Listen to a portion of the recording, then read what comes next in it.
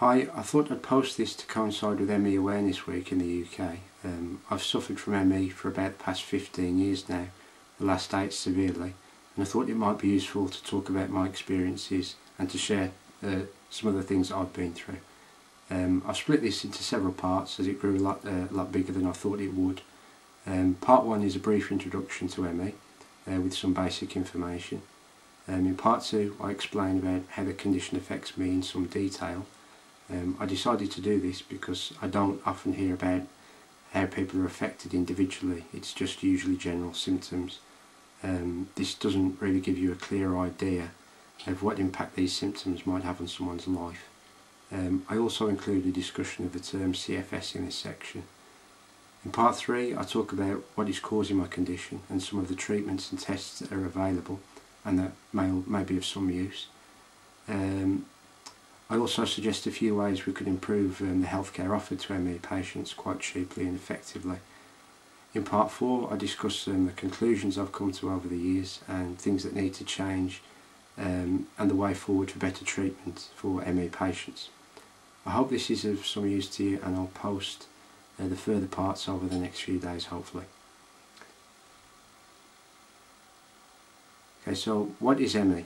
ME stands for myalgic encephalomyelitis. It's also known as chronic fatigue syndrome or post-viral fatigue syndrome or CFIDS, and by a few other names.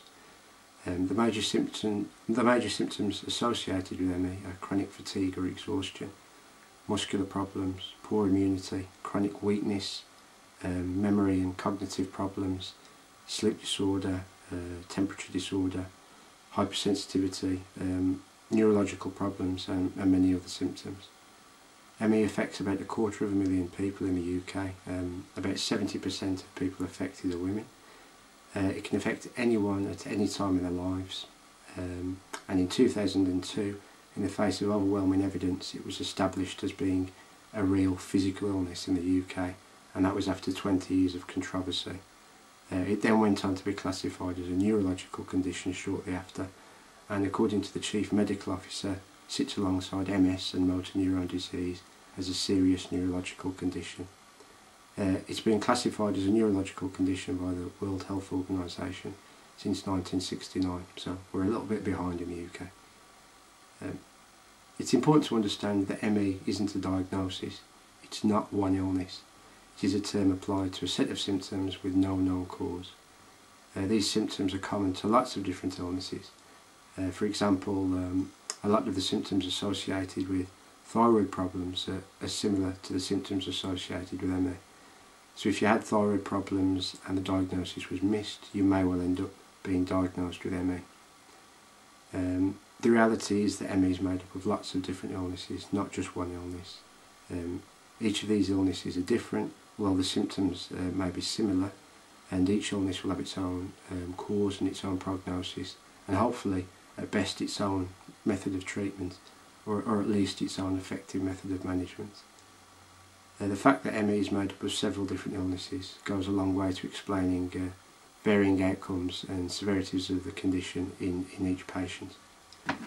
What are the possible causes of ME? Possible causes or triggers of ME include viruses. About 10% of cases of glandular fever go on to develop into ME. Bacterial infection.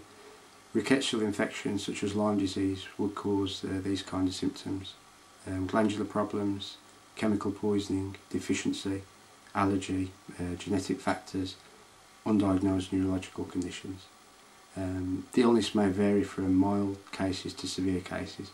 A mild sufferer wouldn't be able to work full time, they wouldn't be able to manage to socialise and would struggle with life in general. They would be held back in lots of different ways. So it's not really a mild condition. The term mild is a little bit misleading there. The most severe cases will be permanently bedbound, needing 24-hour care. They'd be stuck on their own in a darkened room. They'd be drip fed probably, and they'd barely be able to speak.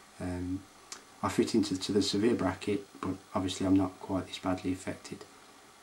Okay, that's the end of the first part. In part 2 I discuss my experiences of living with the illness in more detail, and also go on to discuss the term CFS.